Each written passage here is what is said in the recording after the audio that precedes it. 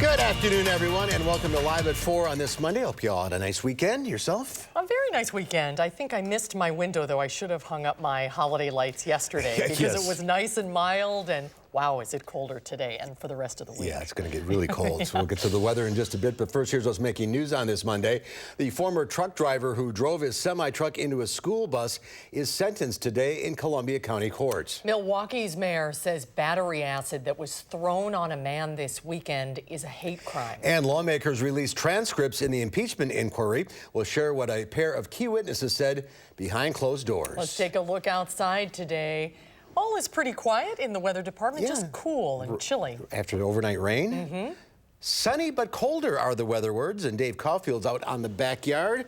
How much colder? Well, not by much tomorrow. I think we'll be in the upper 30s, and that sunshine will make us feel a little bit better outside, but we're getting much colder by the end of this week. Doppler track showing a few rain and snow sprinkles and showers off to the north and west, so we could see maybe a few snowflakes or sprinkles into the next couple of hours, but most of us just staying mostly cloudy like we had been for most of this day. Madison on the WISC-TV Skycam. Some faint sunshine off way in the background there, but more clouds than anything else in that picture. Temperatures right now are in the upper 30s and low 40s. Watch for those temperatures to decrease into the 30s this evening, and wind chills making it feel like the 30s across much of southern Wisconsin. We'll be in the mid 30s by 10 p.m. and notice those clouds on the decrease after that semblance of sprinkles gets out of here over the next few hours, and will be mostly clear to start off our Tuesday with temperatures dipping into the upper 20s. Now, let's take a look at your first alert traffic update. The interstate at County BB not looking too bad in either direction. No major accidents or incidents to report across Dane County. Traffic generally heading out at the posted speed. Starting to see maybe a few brake lights, but nothing too major, especially on the Beltline for this time of the afternoon. Things are looking pretty good. Verona Road eastbound to John Nolan, that'll cost you only 4 minutes with an average speed of around 60 miles per hour. Other routes in and around Madison also showing up green. Westbound Milton to Sauk City on Highway 12, that's 17 minutes with an average speed of around 55 miles per hour. That is your first alert traffic update. Lots to talk about, including updates on that snow on the way for the middle of this week, and not just one, but potentially two shots of unseasonably cold air on the way. I'll see you in a few. Yeah, it's getting dark already, too. Just, it's a laundry list of things that we've got to talk about. All right, Dave, we'll see you in a few minutes. Thank you, Dave. But we begin with breaking news first at 4, just into the Channel 3000 Alert Center. We have just learned how long a truck driver who crashed into a school bus on the interstate while under the influence will spend in prison. Danica Lewis is here, and she has the latest from the Columbia County Courthouse this afternoon. Danica? Well, the judge still speaking to the court this afternoon as we speak right here. And within those last few minutes, the judge told Wayne Murphy he will spend at least 5 years in prison. That is by my count here. That is a consecutive sentence for each victim. We will be sure to follow up on that as we learn a little bit more. Again, this happening right now. A jury convicted Murphy on 30 charges he faced in connection to the crash last May. The school bus his truck slammed into was filled with middle school students heading to the Dells for a field trip. Dozens of kids were injured, 5 were seriously hurt.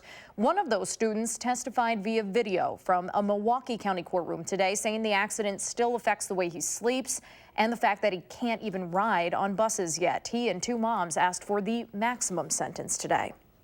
My mom and teachers always say take responsibility for your actions, and every action has a consequence. Well, Wayne Murphy is not trying to take responsibility for his careless actions of taking drugs, driving recklessly, and hurting me and my friends. One of the worst days of my life was having to back up and check on the individuals involved in this accident, not knowing what I was going to walk into. There's not a day that goes by that I don't think about this accident, and it won't end here at sentencing either. So that was Murphy's making his statement on his own behalf today. Authorities say they did find prescription drugs in his system at the time of the crash. Murphy still maintains he was not distracted by any intoxication, but was simply changing lanes when the accident happened. We told you the judge was speaking as we were speaking, and we are learning that Murphy will spend 31 years in jail. That is the total sentence. We told you earlier about 5 years, but that was added on to as we brought you this report. And of course, we will have a live update coming up a little bit later right here on News 3 Now. All right, thank you, Danica. Sure. The Milwaukee mayor is calling an acid attack in that city a hate crime. Eric Franke is here now with more on what happened outside of a Milwaukee restaurant on Friday night. Eric? A pretty awful incident, Mark and Susan. Arrest has been made in this violent attack that was caught on camera on Milwaukee's south side. The video shows a man in a hooded sweatshirt approach Mahoud Villalaz. The two started arguing. Then the man at the hood points at him and then throws acid in his face. Villalaz, who is a U.S. citizen and Latino, stumbled away from the suspect. He would suffer second-degree burns to his face after he says his attacker accused him of being in the country illegally. The feeling was burning, and I tried to defend myself, but I couldn't because I couldn't open my eyes, and I went crazy and I started yelling for helping. What I saw was horrific. This is not something that should occur in this community. It shouldn't occur on this planet. And I never want to see anything like this again in my life. That's Milwaukee Mayor Tom Barrett, who called it a result of the current political climate in the country, adding that the president seems to try to create more division among citizens. A GoFundMe page has been established to pay for the victim's medical bills. It has already raised $17,000. Villalaz is a welder who came to the U.S. as a child from Peru. He is a U.S. citizen. Again, a 61-year-old man is now in custody connected to the attack, but police have not yet released his name. Mark and Susan. All right, Eric, thank you. You're welcome. The 2020 presidential election is now less than a year away, and for the Democratic nomination, the race is still wide open. A recent poll from the key state of Iowa shows the top Democratic candidates bunched up. New polling from across the country shows that former Vice President Joe Biden and Senators Elizabeth Warren and Bernie Sanders maintain a grip on the top spots in the race for president. Meanwhile, the top issue of the conversation this weekend, health care, and Warren's plan to pay for it, which would divert the funds employers currently pay private health care companies to the government and increase taxes on the wealthy. It doesn't raise taxes on anybody but billionaires. And you know what? The billionaires can afford it, and I don't call them middle class. Moderates like Joe Biden are skeptical and say the best option is to build on Obamacare. Even Bernie Sanders, the architect of the Medicare for All plan, says he would raise taxes on the middle class, but says those increases would be offset by a drop in copays and premiums. President Trump is heading to Lexington, Kentucky to rally support for Republican Governor Matt Bevin on the eve of some important Southern elections. Bevin is locked in a tight race against Democratic challenger Andy Beshear and has used his alliance with President Trump and the impeachment inquiry to win votes. President Trump and Vice President Mike Pence have also traveled to Mississippi, where Republican Lieutenant Governor Tate Reeves faces Democratic Attorney General Jim Hood in what's considered the state's most competitive gubernatorial race in more than a decade. Tomorrow's election contests are seen as the first test of how the impeachment inquiry against President Trump may play out in the voting booth. I think it's important to go forward with the inquiry and find out exactly what's going on. There's no corruption. There's nothing to impeach him for. In Virginia, control of the state legislature is at stake. Democrats are just 2 seats away from taking the majority in each chamber. President Trump will also hold a rally in Louisiana this week ahead of a runoff election for governor on November 16th. The House is moving into the next phase of the impeachment inquiry. The committee leading the probe released witness transcripts from closed-door depositions. Meanwhile, 4 White House officials were no-shows despite congressional subpoenas for testimony today. Nicole Killian is on Capitol Hill with the latest. President Trump hosted the World Series champion Washington Nationals and took a hit at the impeachment inquiry. They just fell in love with Nats baseball. That's all they wanted to talk about. That and impeachment. I like Nats baseball much more.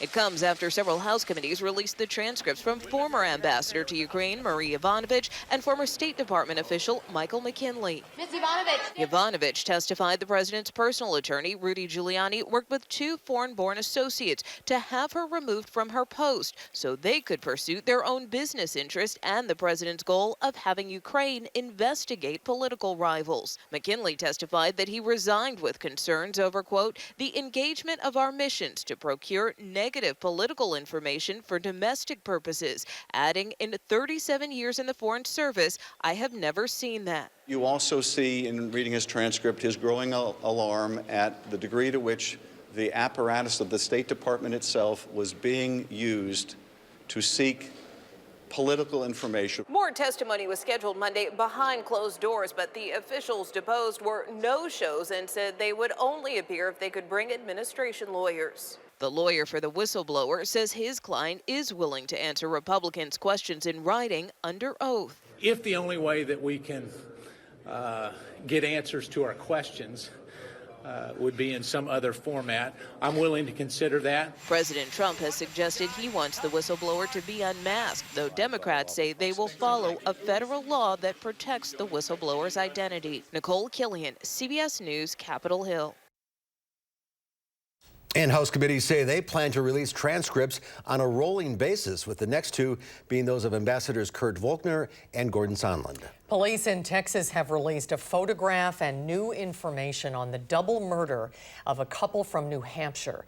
Texas police are looking to speak to this man and the woman in the passenger seat. Both are persons of interest in the mysterious deaths of James and Michelle Butler, who were found burned and buried on a beach on Padre Island, Texas, outside of Corpus Christi. The pair was caught on surveillance video crossing the U.S.-Mexico border in the victim's pickup truck. The male has large holes, earrings in his ears, often called gauges. They have tattoos. James and Michelle Butler had been traveling the U.S. in an RV since last year. Family and friends had not heard from them since mid-October. Police say their bodies were found days after they were reported missing in the sand dunes of a beach where they were staying. The couple leaves behind 5 grown children and 1 grandchild. There is breaking news into the Channel 3000 Alert Center. Authorities are responding to a reported gas leak at the Sun Prairie Upper Middle School. The call came in around 3:45 this afternoon. We'll continue to follow this on Channel 3000 and News 3 Now at 5. Some state Republicans are accusing the state agriculture secretary of not dealing with the dairy crisis. Senate Majority Leader Scott Fitzgerald says Republicans will reject the confirmation tomorrow of Ag Secretary Brad Pfaff. The rejection will force Pfaff out of the job he's held since January, when he was appointed by Governor Tony Evers. Pfaff won unanimous bipartisan support in a Senate committee. The owners of Middleton's Point Burger Bar say they are closing. The late summer floods of 2018 caused costly damage to the building, and the restaurant was never able to financially recover. Point Burger Bar has 4 other locations in Wisconsin. Well, here's some big news. Cher has extended her Here We Go Again tour, and she's coming to the Badger State. She'll be performing at the Kohl Center in Madison on April 9th, 2020. Tickets for Cher's show will go on sale for the general public November 8th. City Card members and fan club members will have access to purchase pre-sale tickets November 5th through November 7th. Cher will also perform at the Resch Center in Green Bay on April 13th. Welcome back to Wisconsin, back to Madison. It should be a good show. Yeah.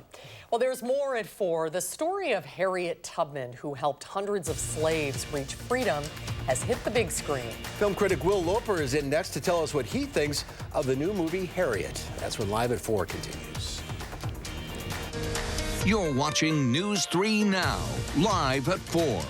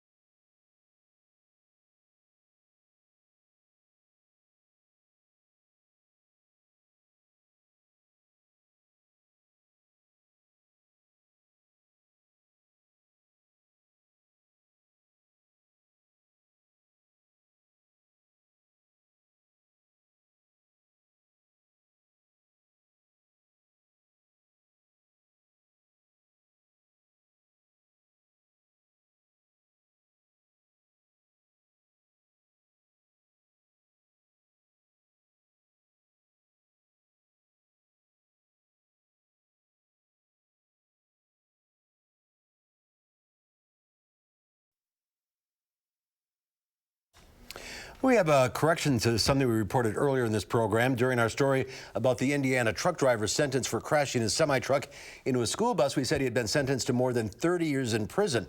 After the sentencing was complete, we realized it was actually 20.5 years. Well, some students study engineering or business in grad school. Now, some universities around the country are starting to offer courses in medical marijuana. Brandon Coleman is among 150 students taking part in the country's first master's program in medical cannabis. He works at a dispensary, but his interest in medical cannabis is also very personal because he uses it to treat his epilepsy.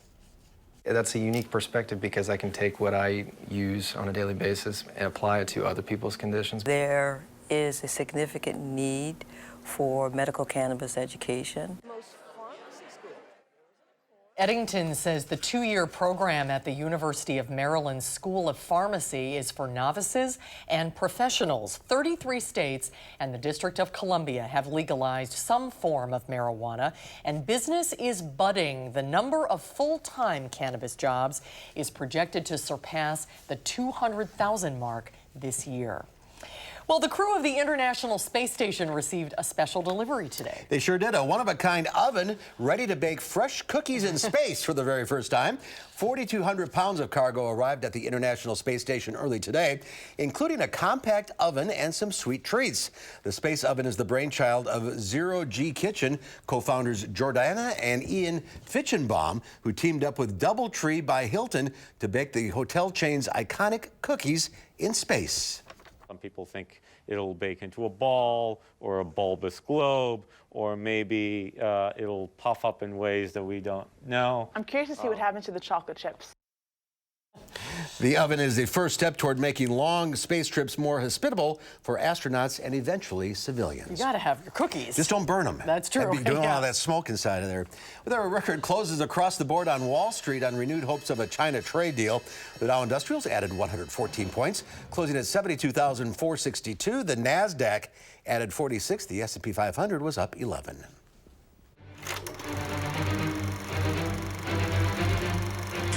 Says here you're 5.5 feet tall. You ain't more than 5 feet. Must have won my high boots that day. Why you back here? It ain't safe. I come to get you. Bring all of you to freedom. Do you know what would happen if you got caught? You got lucky, Harriet. I made it this far on my own, so don't you tell me what I can't do. That was a clip from Harriet, one of the newest movies to hit theaters. Is the film worth seeing? Here to let us know what he thinks is our film critic, Will Loper. Hi, Will. Hi, guys. So the true story of Harriet Tubman is brought to life in this inspiring and well-made movie anchored by a terrific leading performance by Cynthia Erivo. So the film begins with Harriet's life as a slave, where she finds out she's going to be sold downriver, and she decides to run. She travels over 100 miles on foot alone to find freedom in Philadelphia. Now that would be a remarkable story all in itself, but of course we all know that she decides to go back and help bring other slaves to freedom as a key player in the Underground Railroad. Estimates of how many she was able to free range from 70 to 300 slaves, and she never lost a single person along the way.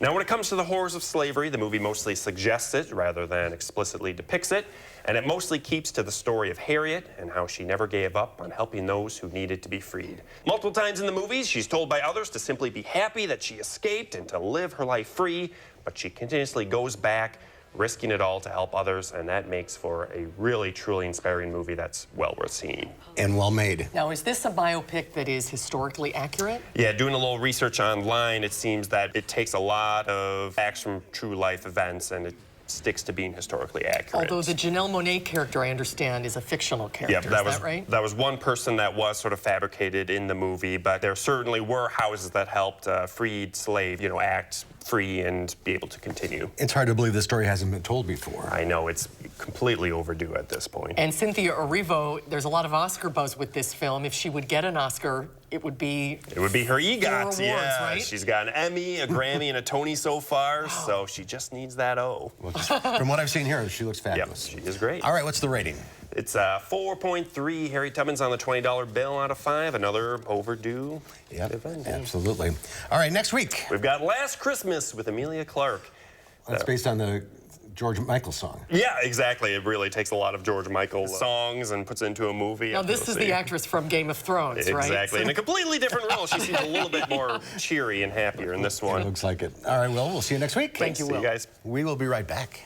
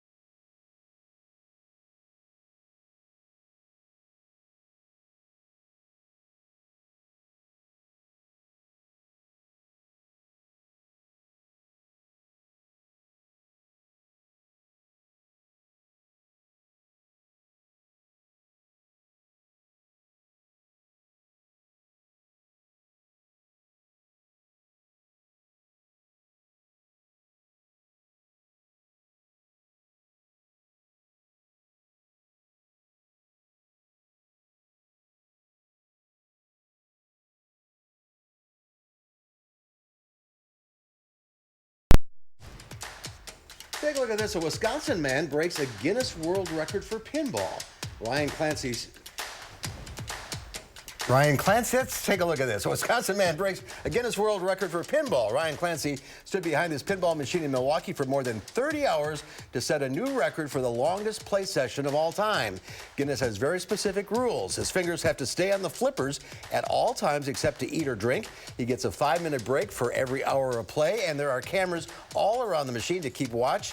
Along with official witnesses, Ryan's world record attempt raised money for Children's Hospital, where his son was treated for kidney failure. Ryan officially broke the record Saturday afternoon. Oh, that's great. Good for him. Pinball wizard. Yeah.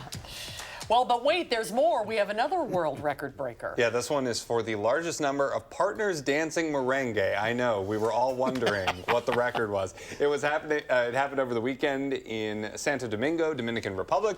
According to Guinness, more than 420 partners danced for over 5 minutes to break the previous record held by Russia. Hotly contested record here. Merengue has its origins in the Dominican Republic in the middle of the 19th century, so it's fitting the world record is now back home. Oh, that looks great. They all have matching costumes. Having a lot of fun, that's for sure. It looks warm there, doesn't it? It does look warm. Warmer than here. Yeah, warmer than here. That's the important thing. Although we've been in the 40s the last couple of days. The weekend was very nice. I know, yeah. but 30s over the next few days, and then even colder into the rest of this week and possibly even to start next week. We'll talk about that. Plus, our next chance of snow in just a few days in your first alert forecast in just a few beats.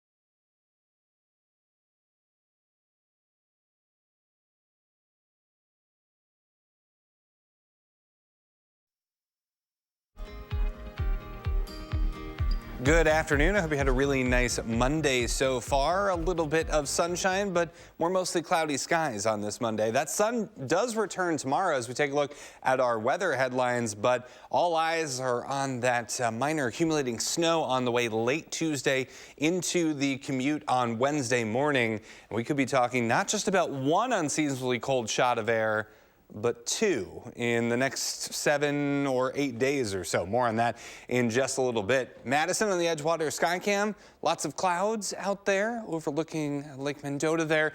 45 degrees today, so another day in the mid to upper 40s. And after the week that we've had, the end of October, the start of November, actually feels pretty nice to just be merely 5 degrees below normal for this time of year. Actually, our low temperature started off about 5 degrees above where we typically would be. But really, below normal temperatures are the name of the game over the next week to 2 weeks across much of the upper Midwest.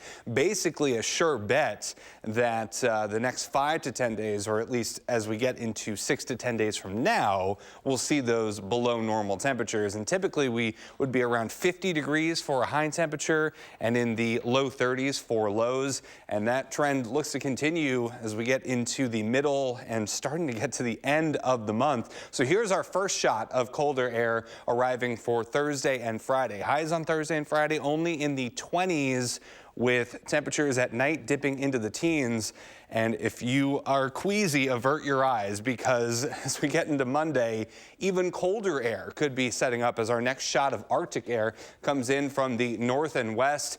We could be talking about lows in some spots in the single digits as we get into next week. We'll, of course, keep our eye on that, and those things can change down the road. Hopefully, they change for the warmer. On Doppler track, pretty quiet across much of the U.S. As we zoom in on Madison, we notice a couple of sprinkles and maybe a flurry or two closer to La Crosse and Camp Douglas. Really don't think those are going to impact many of us, but don't be surprised if we see a rogue snowflake or sprinkle as we head into the next couple of hours. But we'll see more than that as we get into Wednesday morning. An alert day in the forecast for that light snow accumulating up to about 2 inches for most of southern Wisconsin. But really, it's not the totals here. It's the timing that's going to impact you the most, because it will be falling at least for the beginning of that morning commute. For tonight, becoming partly cloudy and colder. Temperatures eventually dipping into the upper 20s. For tomorrow, we're in the upper 30s. We get the sunshine back, but after a cold front, those temperatures are a little bit on the chilly side. And still a little bit breezy tomorrow as well. So on future track, maybe a few snowflakes or a rain shower this evening, especially early, but again, really not going to impact us all that much. We're quiet to start Tuesday, and on the chilly side, highs in the upper 30s with that westerly wind keeping us a little bit cooler for tomorrow. And then as we get into early Wednesday, note the time here, folks. This is midnight. That snow's starting to make its way into southwestern Wisconsin. By the time we get to about 5 a.m., we notice that snow across much of south central Wisconsin. This will be pretty light to moderate in nature for most of its life cycle, but it still could impact visibility at times and make things a little bit slick on the roadways just in time for that commute. This does get out of here by the time we get to about lunchtime on Wednesday. Before then, maybe 1 inch to 2 inches of snow for most of southern Wisconsin. I think generally as you head closer to the state line, your snow totals go down just a little bit. 7 to 10 day forecast showing those temperatures going down on Thursday and Friday as strong high pressure moves in from the west. Even with that sunshine, highs in the upper 20s only and lows dipping into the mid-teens. Slightly warmer air on the way for Saturday and Sunday. And right now, those highs for next week are in the 30s. I think it's a pretty good bet that we'll have to lower those over the next couple of days, because it really does look like that second shot of Arctic air is going to be a doozy. Hopefully that changes. How unusual is that for November? Well, typically we would be around the upper 40s. So when you're running 20 to 25 degrees below normal, that doesn't happen all that often. So, but we'll get through it. This is southern winter's Wisconsin. off to an interesting start. I got my furnace tuned up today. I think it was good timing. Yeah, if you've seen fall, let me know, because I can't find it. Fall left. Fall's gone. She gone. See ya. She gone, girl. She gone. Thanks, Dave. Thanks, Dave. India's capital city has declared a health emergency because of intense air pollution. Officials are closing schools in New Delhi, and flights were unable to land in thick smog. Cindy Palm reports from London. The air in New Delhi is so toxic, people are being warned to stay indoors. I'm coming from Germany and have never experienced something like this. Authorities diverted dozens of flights from New Delhi's international airport on Sunday because pilots couldn't see through the smog. This airport worker says, "My eyes feel like they're burning, like someone put chili in them." Actress Priyanka Chopra, who's filming a movie in India's capital city, posted a picture of herself on Instagram wearing a mask, saying she can't even imagine what it must be like to live here under these conditions. Authorities have shut down schools and stopped all construction work. They're also pulling more than 1 million cars off the road every day by banning vehicles with odd-numbered license plates one day and even plates the next. But experts say the main source of the problem is farmers burning crops in neighboring regions to make room for a new harvest. Cindy Palm, CBS News. That video it's unbelievable. It is. It's alarming. The pollution also gets worse this time of year because of the celebration of Diwali. It's the Hindu festival of light, when people set off fireworks despite government warnings against it. Yeah, it's hard to believe it's that bad. Well, anyway, still to come at 4, small plane crashes claim more than 200 lives each year. When we come back, there is new technology that will land a plane automatically. We'll tell you about it when Live at 4 continues.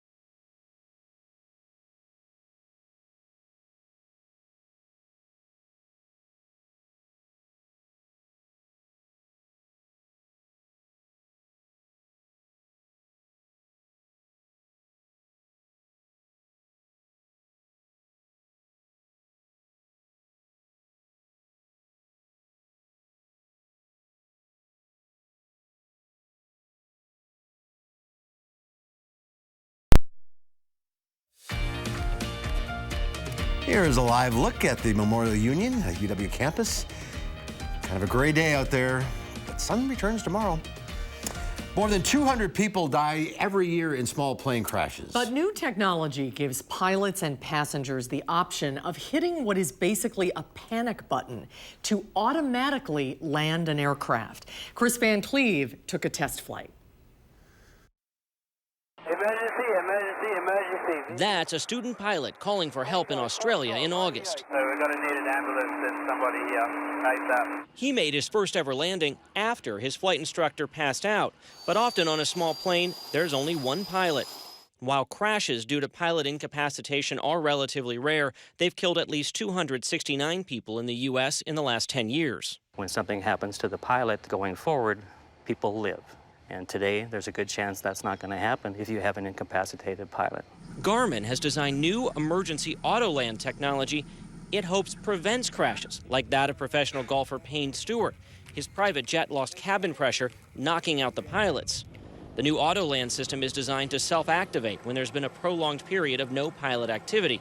It could also prevent more common accidents, crashes like the one that killed John F. Kennedy Jr., where it's believed he got disoriented in weather and lost control, or where the plane is dangerously low on fuel. That would be a situation that we'd also hope that they'd push the button and get the airplane and themselves and passengers down safely. Eric Sargent is Garmin's test pilot. He took us up in a Piper M600 with the new system. All a passenger has to do is lift this and push the button. Affirmative. Emergency Autoland activated.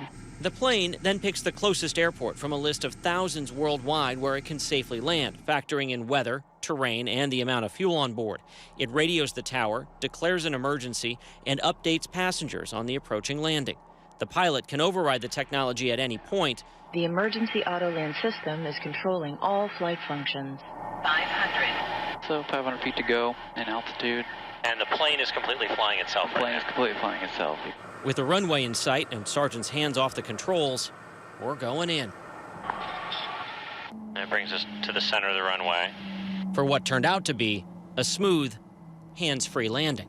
Chris Van Cleve, CBS News. Boy, that is a brilliant, it's a brilliant idea, yeah, it really is. It really is. The feature is going to be available first in certain new Piper brand airplanes, and then it will expand to other new aircraft. Designers are hoping they can create a system that can be added to existing aircraft as well. Still to come tonight at 4, pancreas cancer is the third deadliest form of cancer, mostly because there are rarely any symptoms early on. Dr. Jeremy Kratz from the UW Health is in our studio. We'll find out more about this cancer and an upcoming event and a seminar that you can attend this week. That's when Live at 4 continues.